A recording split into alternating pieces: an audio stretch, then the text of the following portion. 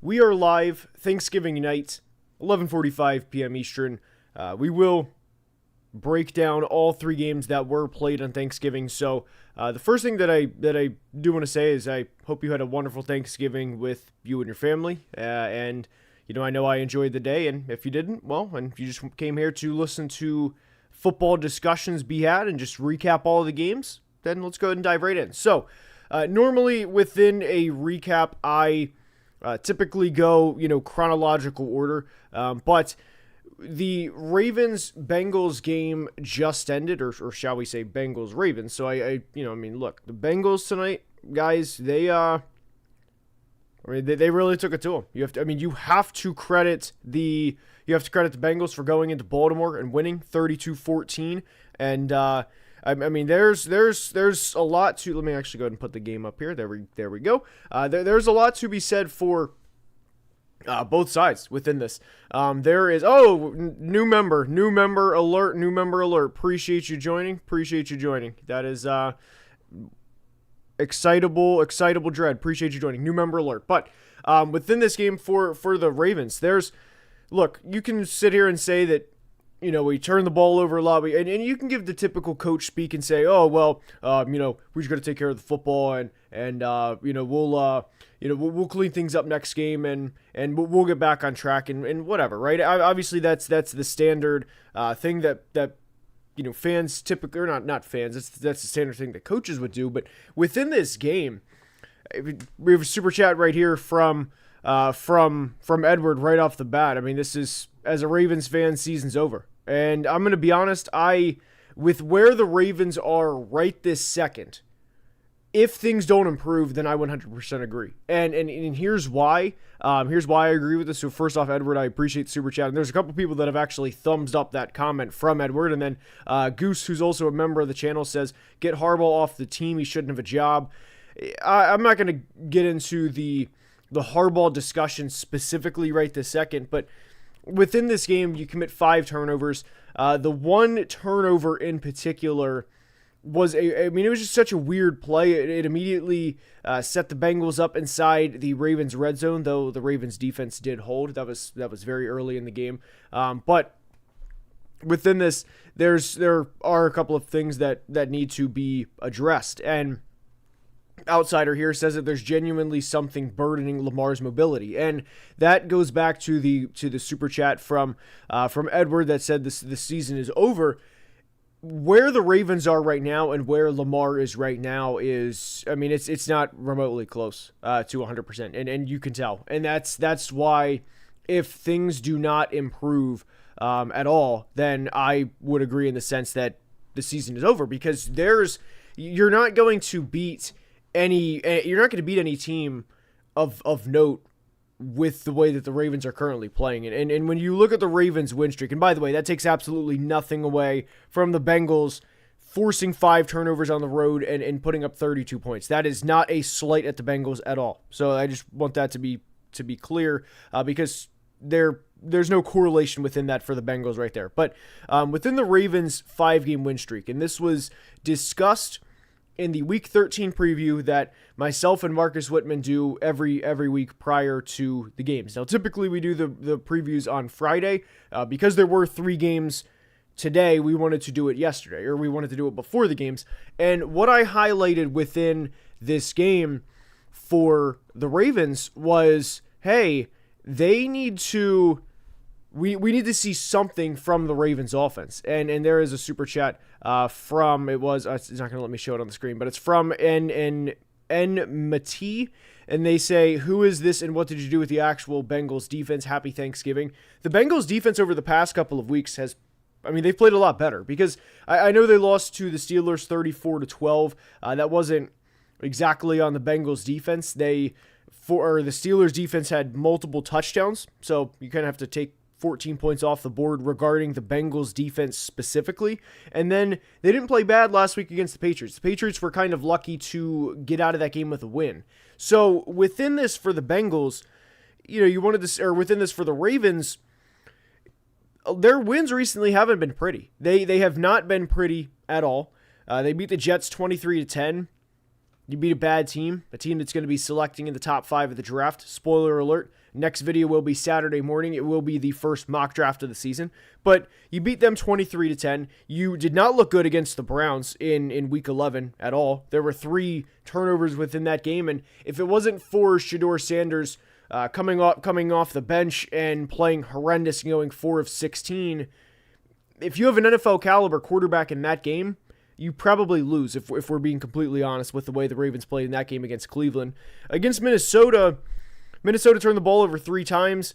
They didn't look particularly good. There was a big special teams mistake by the Vikings within that game, and the Ravens, I'm going to be honest, guys, there's a lot of reason to be concerned right at this moment. By the way, if you guys are enjoying, please like the stream. It helps tremendously. It would also, look, it's Thanksgiving. I appreciate you guys being here, and I just would appreciate if you like the stream. Would help tremendously. So within this game for the Ravens, a lot of things that I wrote down. First off, you turn the ball over 5 times. You're not going to win 99% of the time. Now, within that, it was 19-7 midway through the third quarter. Tanner Hudson, he had a beautiful one-handed snag for a touchdown. And then Keaton Mitchell had a touchdown. Zay Flowers had a tremendous block within that run. I thought, all right, it's 19-14. The Bengals, the Bengals, they won this game handedly, obviously, by 3 scores. But there were a couple of times within this game where I was like, all right, here we go. The Bengals are going to Bengal it up, if you will, for lack of better wording, and they're going to lose. There's a couple of times within this that I thought it was very just Bengals. Here it comes. They get a field goal first drive. Baltimore goes down 7-3, and I thought, here we go. This is classic. It's like nothing changed. The Bengals get Joe Burrow back. The defense immediately starts playing bad, and they're going to have to put up 30 points to win. And they did, and they actually put up 32. But within this, I also wanted to highlight this. I thought this was really funny at the beginning of the game. During the intros, whenever the players say, Lamar Jackson, Louisville, Derrick Henry, Alabama, the Bengals this was actually hilarious. They had their linebackers come up, both rookies, Demetrius Knight and then their other rookie linebacker, whose name I'm blanking on right this second. But they came up. The first linebacker was 82nd out of 83 linebackers, and then the second linebacker was 83rd out of 83 linebackers. I thought, great, this is going to be the game where the Ravens get back, and it didn't happen. So credit to the Bengals. Now, Weisenberg, appreciate the super chat. Is the Bengals finish 9-8 now that Burrow's back? ? Also, there were a lot of bogus calls from the refs. They're the one that to me most notable. I'm sure there's a lot of. By the way, the refs today, I thought they were a little suspect at best throughout the just for the whole entire day, not just the Ravens game, but the Zay Flowers OPI. I can't say I like that call. I'll just kind of leave it at that. But within this is something that I did want to discuss for the Bengals is you're 4-8 now, and the reality is and I had this thought as the Bengals were starting to really take it, just really start to pull away as the game was coming to a close. If the Bengals are going to make the playoffs, you have to win the division because the Bills are 7-4. I don't think they're going to lose 4 more games, which the Bengals have 8 losses, so I don't think they're going to lose 4 more games. The Chargers also have 4 losses. Don't think they're going to lose 4 more games. The Jags also have, they have 4 losses. Don't think they're going to lose 4 more games. So you look at the Steelers, they're 6-5. The Ravens are now 6-6. And with the Steelers' schedule,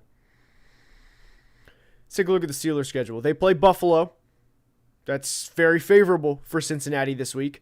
The Steelers play the Ravens next week, and then the Steelers play the Dolphins, Lions, Browns, and Ravens. So we'll see. Right now, if I had to definitively say, hey, do I think the Bengals are going to win the division? I would say no. But I did at least want to acknowledge that it's there because I definitely had that same thought tonight within this game. Ravens going 6-10. So Baldy, I'm assuming Baldy is Eric DeCosta. No shame, we're not going to. That is kind of funny to refer to Eric DeCosta as Baldy. But the Ravens, look, when you go up against Jamar Chase, man, Jamar got the best of Marlon a couple times tonight. Marlon's obviously on the downside of his career at this point. I mean, he's in year 9 as a corner. But that's just unfortunate with the way that this played out, because I love the trio of Kyle Hamilton, Malachi Starks, and Nate Wiggins for the long haul, and I think that those were tremendous picks by the Ravens front office. But the Ravens right now, man, I mean, their MVP quarterback is nowhere close to healthy, and I think you see this repeatedly when Lamar throws balls 6 yards over guys' heads. Whenever he throws balls, 5 feet shorter receivers. But the Ravens right now are in a very not ideal situation. Let's see. Do you think the Cowboys can make some plays? This is a super chat. Appreciate it. Do you think the Cowboys, so we're actually let's go ahead and go to the Cowboys game here. Do you think the Cowboys can make some noise down the stretch? Maybe just spoiler, if anything. I'm going to be honest, guys. If I have one semi-hot take from today, I mean, I kind of thought it going in. This isn't just reactionary based on today.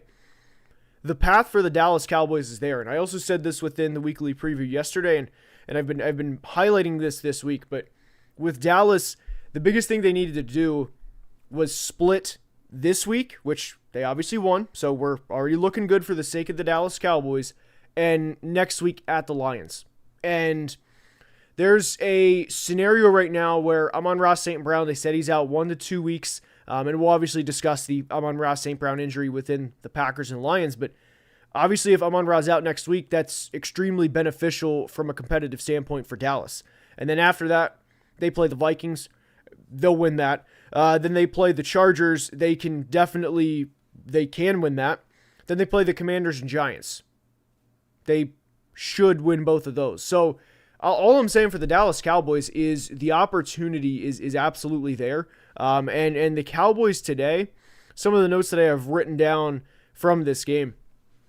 Guys, George Pickens, and this is a super chat here from Drew, so appreciate it. Whenever George Pickens is on, man, I mean he is undoubtedly one of the best receivers in football. And as far as I'm concerned, the first team All-Pro receivers this year should be JSN and George Pickens, and I think there's a third receiver, but those two players are. I mean, the George Pickens almost had one of the Thanksgiving Day highlights of all time with that hurdle. He just missed the clear on the hurdle. But Drew says Cowboys played great. Biggest critique: they start the first quarter slow. The last 3 games can't do that against Detroit. Go Cowboys! Cowboys fans, I mean, you guys look. Everybody loves dunking on the Dallas Cowboys and every year, they didn't win the Super Bowl, they didn't get to another NFC Championship game, whatever. The Dallas Cowboys they're going to be a difficult team to beat in the playoffs, man.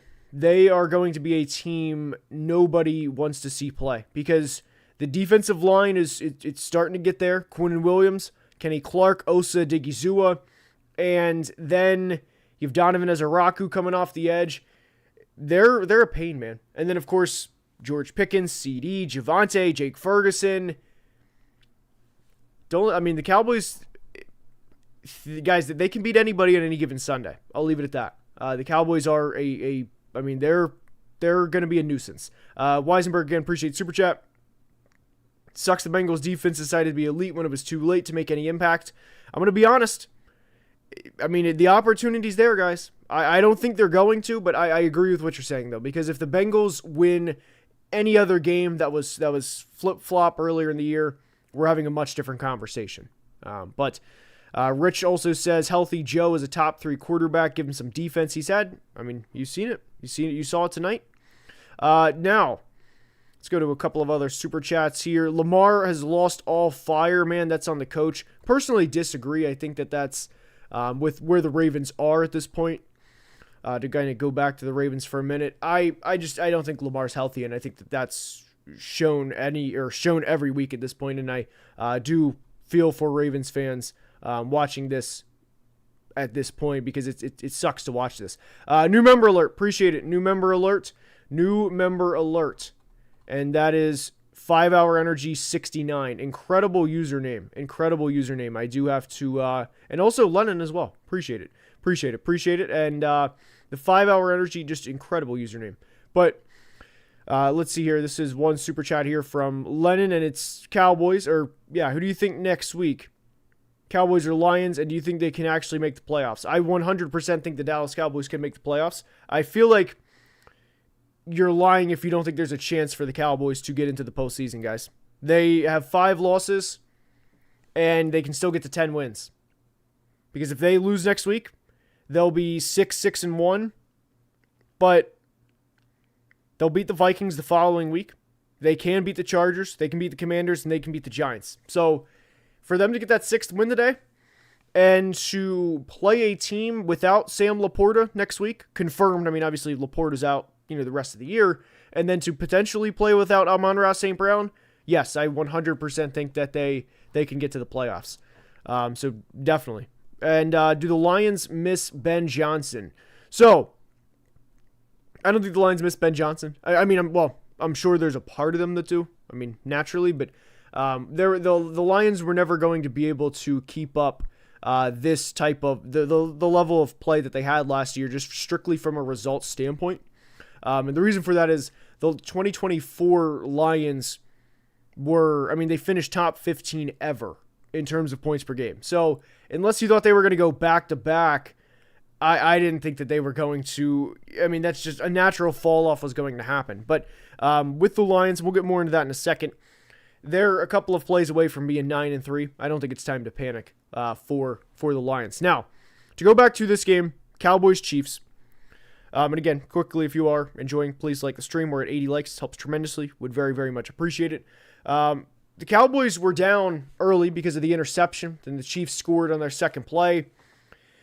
It was very easy for the Cowboys to, I don't want to say mentally check out, but definitely, hey, we're playing the Chiefs. Oh, no, this could be bad. Oh, no, we're playing the big bad Kansas City Chiefs. But they didn't. And the one thing that I really just love from the Cowboys this year is how much they are playing under Brian Schottenheimer. I mean, it is every single game that you see this team go 120%. And that is something that I didn't expect to have this year from the Dallas Cowboys. And I'm telling you guys, if they get into the postseason, they're going to be a problem. I thought this was also a great game from Rashee Rice in terms of timely plays. Now, the one Patrick Mahomes play, like the one where he got out of it and then just threw the ball 40 yards downfield, incredible. I mean, that was incredible. Now, there was also a 51-yard play from CD to set up a field goal drive. Like I said, we covered the George Pickens play. That was insane. The hurdle play was, all around good game, by the way. And I know people love criticizing the NFL schedule makers, but this was a really good Thanksgiving day. Really good Thanksgiving day of games. So, a couple super chats here. Weisenberg, appreciate it. I'm sure the Cowboys beating 2 Super Bowl contenders from last season within a couple of weeks can boost morale. Definitely in the playoff conversation. Agree. 100%. That's what I'm saying, man. The Cowboys, if they just don't let them get into the postseason. Steelers imitate Luigi and win the division by doing absolutely nothing. Quoting a certain Yinzer. Steelers going to God. I know the final quote is tree, but is Luigi? I'm going to be honest. I don't know. Is the Luigi part also you tree? Not sure on that one. No disrespect to my guy Tree if it is, but within this, I would also argue the Steelers getting to the postseason or winning the division this year would kind of be a net negative because I don't think they scare anybody, but that's just me. But we'll see how that turns out for the Steelers. Gabe, appreciate super chat. Texans going to win the AFC South. Colts might have 2023 Jags collapse. DJ's hurt. Schedule's tough, and the Texans can beat anyone. I will say this regarding the Colts. Sunday, I think, is going to be very telling for them. They lost to the Chiefs last week. I was willing to dismiss that in some ways. Just, it was a weird game. Weird games are going to happen, and it's, the Chiefs still ran 91 plays last week against the Colts, and they only put up 23 points, so I was willing to dismiss that. But they get beat this week, and it doesn't look good against a really good defense. Conversations are going to, I mean, tough conversations are going to be had. So I'm with you. Chris, super chat, and he says, speaking for all Steelers fans, seeing the Ravens lose is the best way to end Thanksgiving. Oh, I'm glad you enjoyed that. I'm glad you enjoyed that, Chris. I mean, look, you saw the Ravens lose by 3 scores at home to the Bengals. And I mean, yeah, I'm happy for you, Chris. I mean, Western Pennsylvania right now is very happy all around, as they should be. This was definitely the cherry on top for their Thanksgiving. Now, one thing I do want to ask within this is, what is your favorite Thanksgiving side? Because there's one clear answer that's the best, and I'll leave it at that. But I want to hear your favorite side of Thanksgiving. Now, Raider Ty says, Cowboys keep the streak of the NFC East alive. So we will be live tomorrow after the Bears-Eagles game. Eagles going through a little bit of a tough stretch right now. Bears, the narrative is they haven't beat anybody. If they go into the Link and win tomorrow, there's going to be, there's going to be a lot of conversations had. And the Cowboys potentially winning the NFC East is one of them. Let's see here. Chip, appreciate it. Let's see here. Why Chip not built for the NFL? Raiders got to get the number 1 pick. So, the Chip Kelly experience this year was awful all around. But I don't think that Chip was the main guy that should have gone. The offensive line is still very bad. But this was Chip's last hurrah in the NFL, I would say. Just because the Raiders offense severely underperformed, due in some part to him. The offensive line was also bad. But why is he not built for the NFL? I'm going to be honest, I don't have an answer for that, because there's times where you'd like to see him do more things to set the team up for success, yet didn't. But his quarterback play was also very bad this year. All right. Weisenberg, I'll get to the super chat in a minute. I do want to quickly go through the Packers-Lions game. By the way, the best Thanksgiving side, and it's not close, by the way. It's not close. I'm seeing a lot of wrong sides here is all I'm saying here. It is clearly, I don't think I've actually seen anybody say it. It's sweet potato casserole. I mean, it's not a conversation. It's 100% sweet potato casserole. But anyway, all right. Packers Lions. Micah Parsons, he's a problem. That's. I mean, cookout is awesome. But anyway, all right. Micah Parsons, guys, first player, first 5 years of his career, 12 sacks or more. I mean, he is a game wrecker, and you see it every single week. And whenever the Packers traded for Micah Parsons, as a Vikings fan, there was a part of me where I was just like, you have to be kidding me, because of games like this. And it's I mean, every week you see Micah Parsons do something, and you see it every single week where he is causing havoc, or he's wreaking havoc, and this was another game. Dontavian Wicks, huge game when the Packers absolutely needed it most. Christian Watson also had a big touchdown down the right sideline. Now, the one thing, ironically, I did tweet at one point in this game just to get Jamison Williams the football, especially with Amon-Ra St. Brown going out in the game as early as he did. Immediately after that, Goff threw a ball that was like a foot and a half behind Jamison Williams, and he dropped the ball. So it was extremely poor timing within that. But there's one thing that I do want to say that I don't think had an impact on the game, because I think the Packers would have found a way to win regardless. And the Lions right now, I want to say they are like 1 for 10 in their last 10 fourth down attempts, which that's another conversation we'll get into here in a second. But the Packers specifically within the false start timeout, I thought was pretty clearly a false start. I mean, I thought that was 100% a false start. I know Packers fans are obviously going to feel differently, but I thought that I thought they got away with one there. And look, it happens. The Packers, I still thought the Packers were the better team within this game. 100%. To me, I thought they were the better team. But also within this, I don't think Jared Goff should take as much criticism as he's probably going to. He still averaged nearly 10 yards per attempt. He was throwing to Jamison Williams and Isaac Tesla, and believe it or not, Jared Goff's second leading receiver within this game against, in what was kind of a playoff game here, his second leading receiver was Tom Kennedy, and it showed up on the graphic today that he had not caught a ball since 2022. He had one target in 2024, and he had 8 receptions for 140 yards in 2022.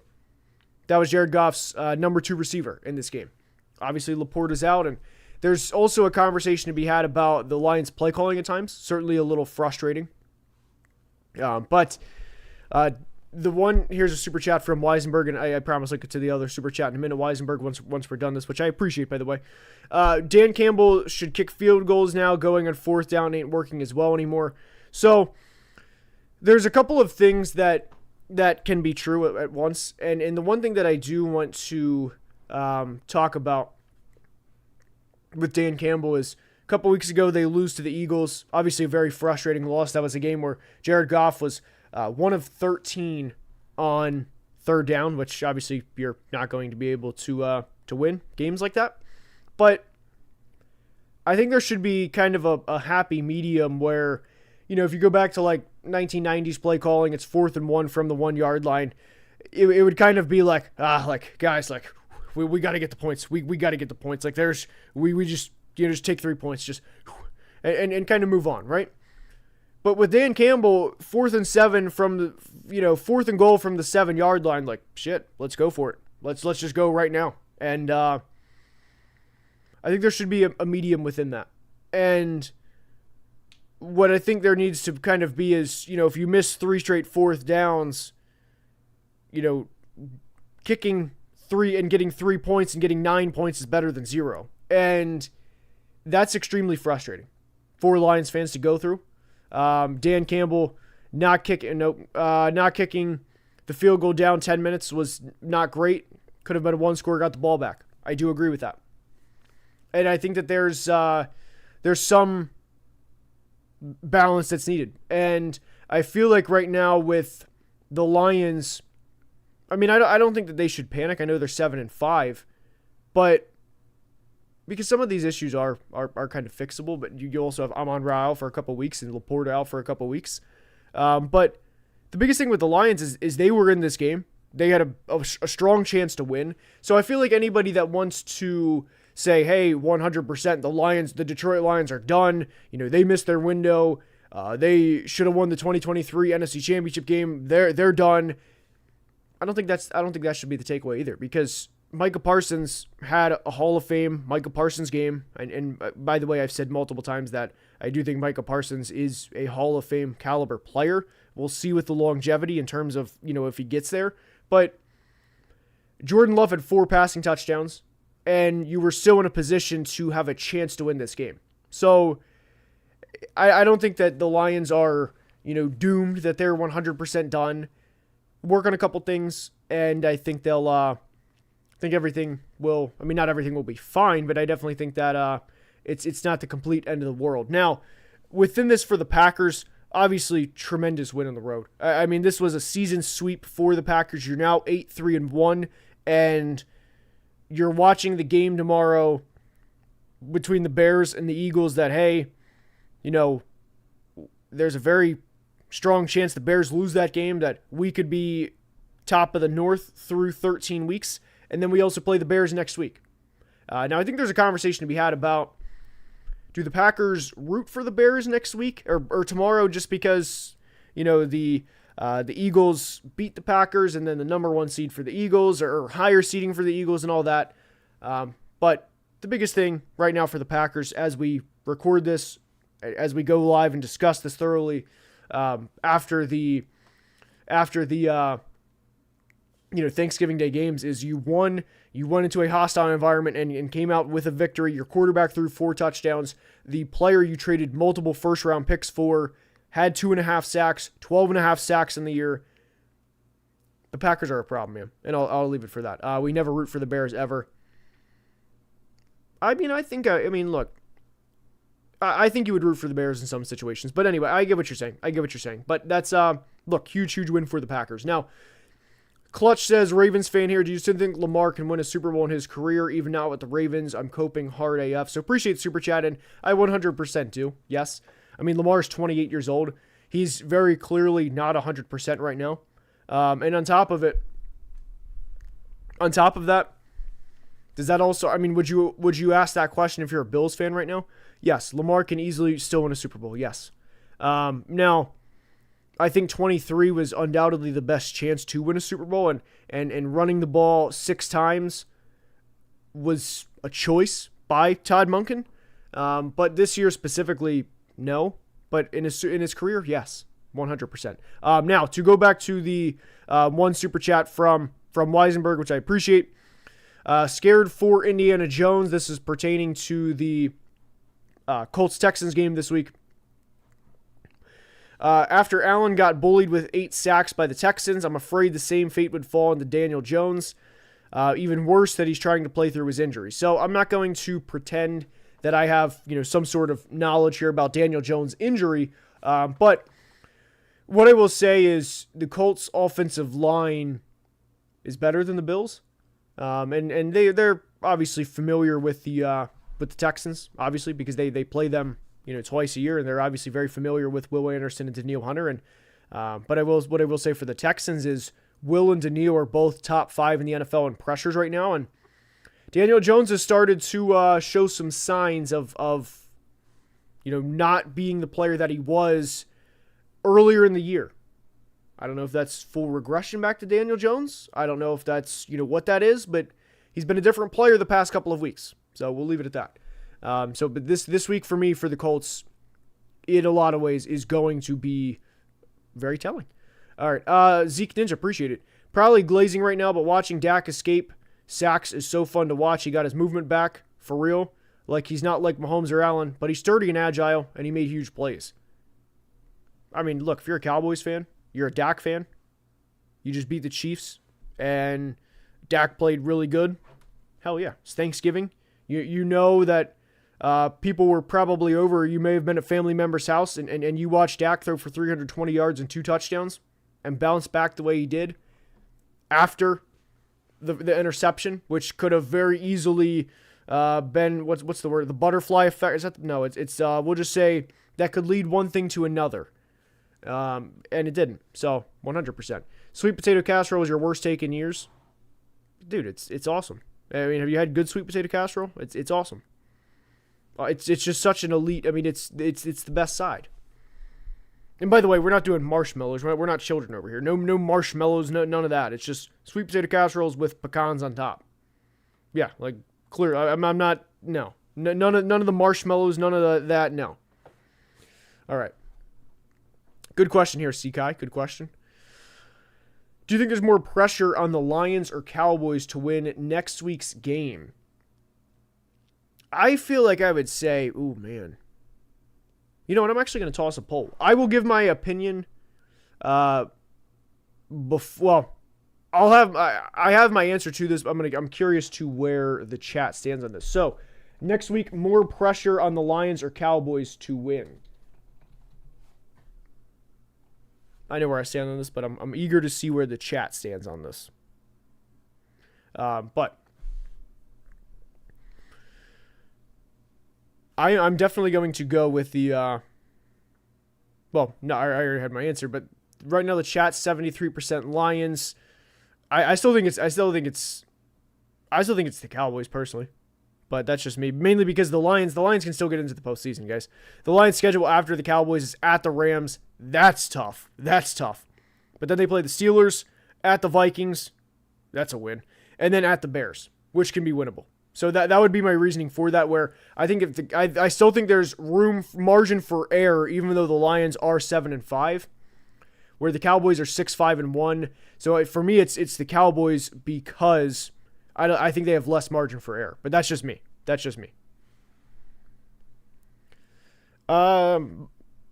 And like I said, the chat is very vehemently on the Lions.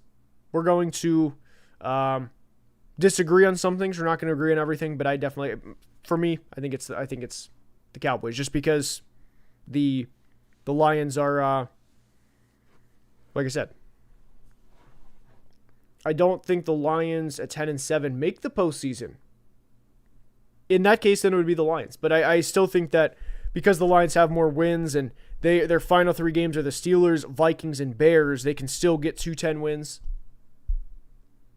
This is a good this is a good point here, though. This is a good point by Weisenberg. 10-6-1. That is a good point. I didn't think about that. Let me think about this one. Let me think about this more in depth for a second. Because the Bears schedule is very difficult. So there's still a scenario here, by the way. You know what? This is actually just a tremendous super chat here by Cameron. He's just saying, like, look, forget the Lions Cowboys conversation. He's just asking who's going to lose to the Rams in the Super Bowl. And I'm going to be honest, I actually that is my pick to win the Super Bowl right now. So that's kind of like, you know, we're down here, like, you know, it's like we're just talking about, like, you know, pennies and nickels, and Cameron just like, look, like, let's just talk about $100 bill team right here. I like it. Who's going to lose to the Rams right now? I think the Patriots have a good shot. The Broncos, obviously, with the defense. But no, so the Bears, guys, here's the Bears' remaining schedule within this. They have at Philly tomorrow, which, like I said, will be live after. They have at Green Bay. They have Cleveland at home.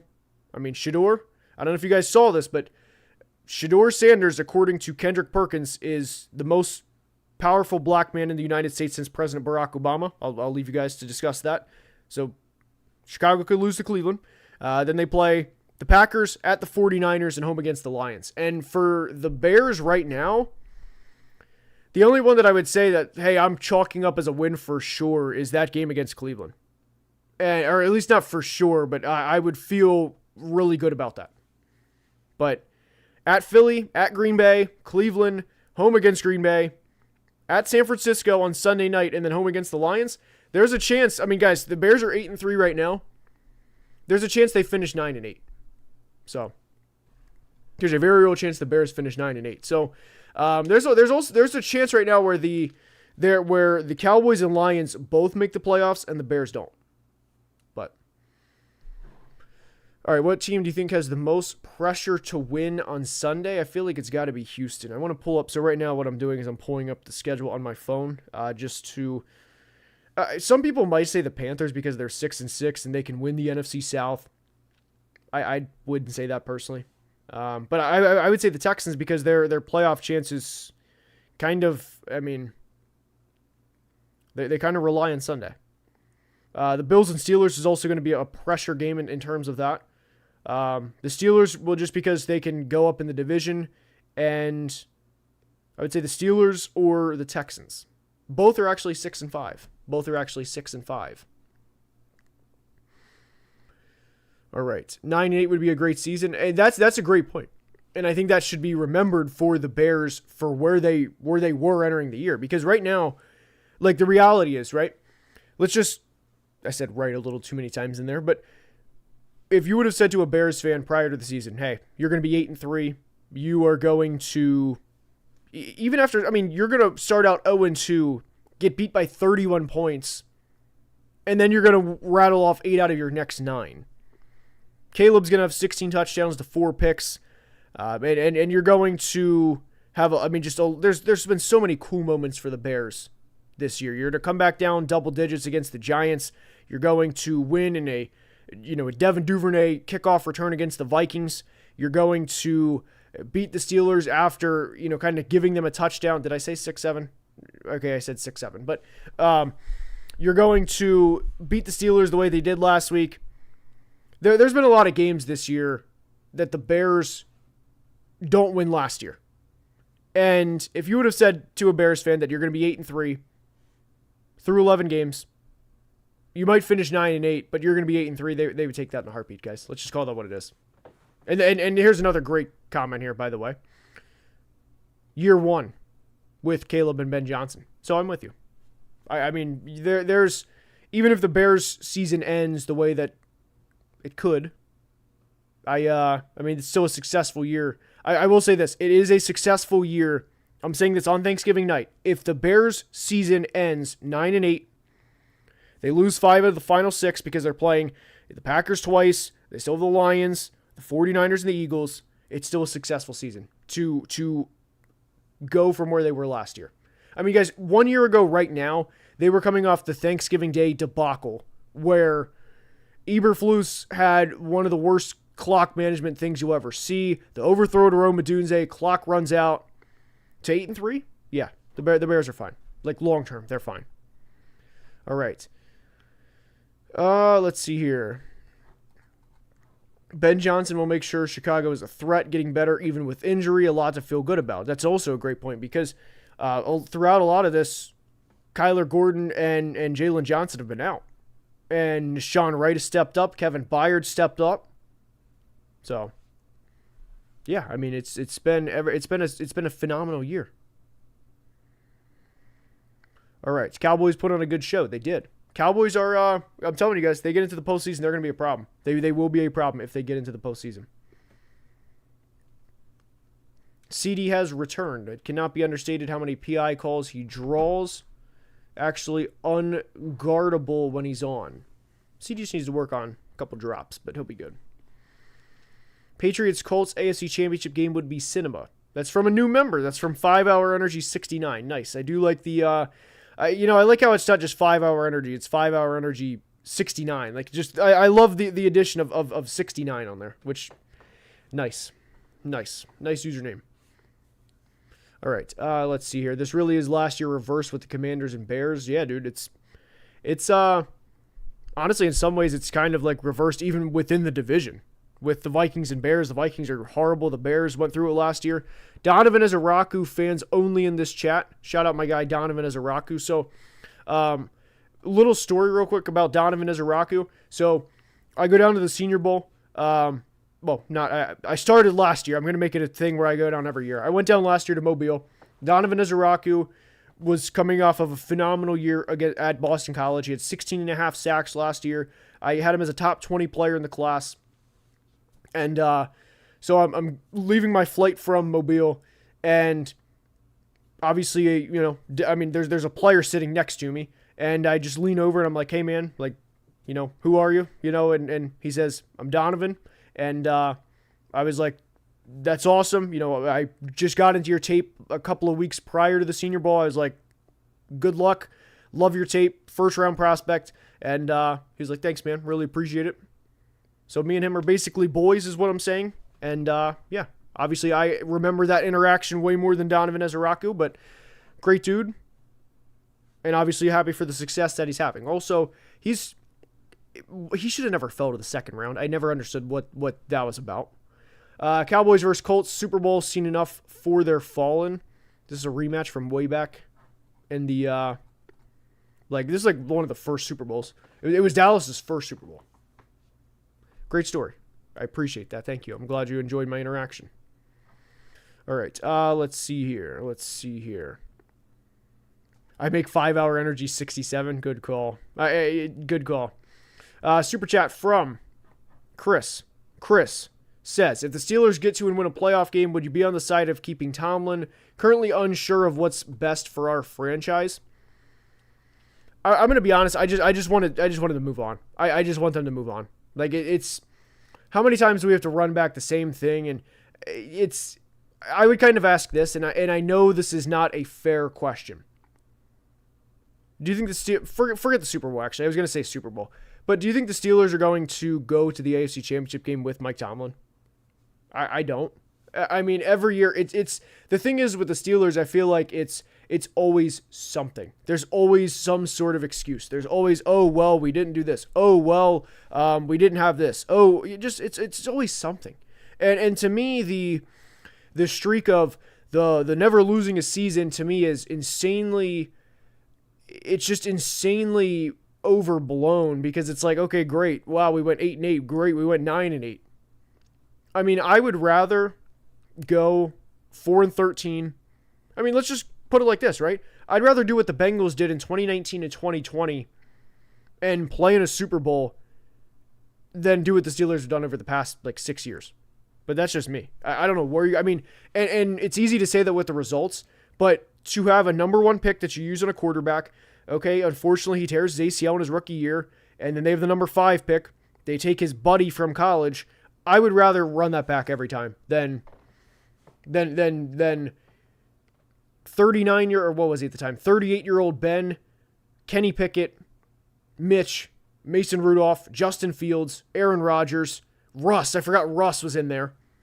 It's just, it's not good, man. It's not good. And I know some of that's not on Tomlin, but what more do you need to see? All right. Dallas, this is a good point here. Dallas having as a Raku, getting Quinnen and Clark, still having second first rounders for this year. I believe they've won the Parsons trade. Yeah, I'm with you.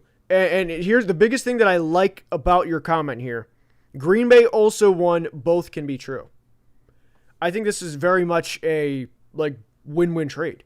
Everybody, I think in some ways this might be a hot take. I'm not sure where this stands, but I think in some ways the Micah trade with Dallas, not exact, of course, but I think it's going to be proved to be similar to the Jefferson and Diggs trade, where both sides win and it helps both sides tremendously. Because Dallas right now, guys, I really like what they have, and I've also said this. I said this a couple years ago, but they are, for everything Jerry does wrong, which is more so just creating drama unnecessarily, there's a lot of things he does right. Drafting CeeDee Lamb when he falls into your lap, why didn't other teams in front of them take CeeDee Lamb? He was a great prospect coming out of Oklahoma. He should have never been the 17th pick in the draft. Drafting Micah Parsons when he falls into your lap the following year, another great move. And then drafting Tyler Smith, another great prospect the following year. That 3-year run is what teams quite literally dream of. So I'm with you. I think the Cowboys are, and Jerry does a lot of that to himself, and we know that. But they're a really, they do a lot of right things. All right, let's see here. Who do you think is the next Chiefs? I appreciate the super chat, Jonathan. I don't think anybody right this particular second. 3-7. Even if the Rams win this year, New England's probably your best bet because of Drake May being so young. But 3-7, guys, it's so much easier said than done. Any team that wins the AFC North, I'm going to be honest, I don't know the second to last word. Help me out with that one. Please help me out with that one. Is that a word that I just simply do not understand because I'm an idiot? Very strong chance of that. But anyway, let's keep it roll. I'll answer this, by the way, or I'll reply to this. I don't know what this Pyrrhic victory. What is? Let's just Google this here. It's spelt wrong. That helps. That does help. It's pronounced Pyrrhic. Well, I appreciate that. Thank you. I didn't know that. You learn something new every day. Pyrrhic victory. Here it is. A win achieved at such a high cost that it is not worth the price. A success that leads to ruin. I would argue that's the NFC South, more than the AFC North. But I appreciate the super chat, and that was good that I learned that. Learned some new vocabulary. Learn something new every day. Learned that one new today. I'll definitely write that one down. That'll be if somebody wins late in the year. I think the Saints and Browns play at one point, or the Saints and Jets. I'll probably bring that out for that. There is a super chat from Drew that I did not get to yet. I appreciate it. If Dallas pulls off the run, does Dak enter MVP conversation? I feel like with where Stafford is, that no. He may it may be kind of a in passing, oh hey, well Dak should be in the conversation, but with Stafford right now, 30-2 TD to INT, I would say no. He might finish top 5, but I don't think it would be anything more than hey, Dak did good. Dak did this, but I don't think it would be hey, let's actually put him up here with Stafford. So, all right. But that is going to wrap up tonight's stream, guys. Hopefully you guys enjoyed, and we will be live tomorrow, Friday, or not Friday, well, it will be Friday. Tomorrow after the Bears and Eagles. First mock draft of the season, Saturday morning, 10 a.m. Eastern. And appreciate this comment from Cooperative Gamer. Love the content. Thank you. Hopefully you guys had a great Thanksgiving. For the mock draft, any members of the channel that will be out early, that I will release the video early. So many members it'll be out tomorrow. But hopefully you guys enjoyed. And if you did, please like the video, or please like the stream, subscribe, helps tremendously. We just hit 221,000 subscribers. Cannot thank you guys enough for the support. And as always, until next time, please be safe and have a great day.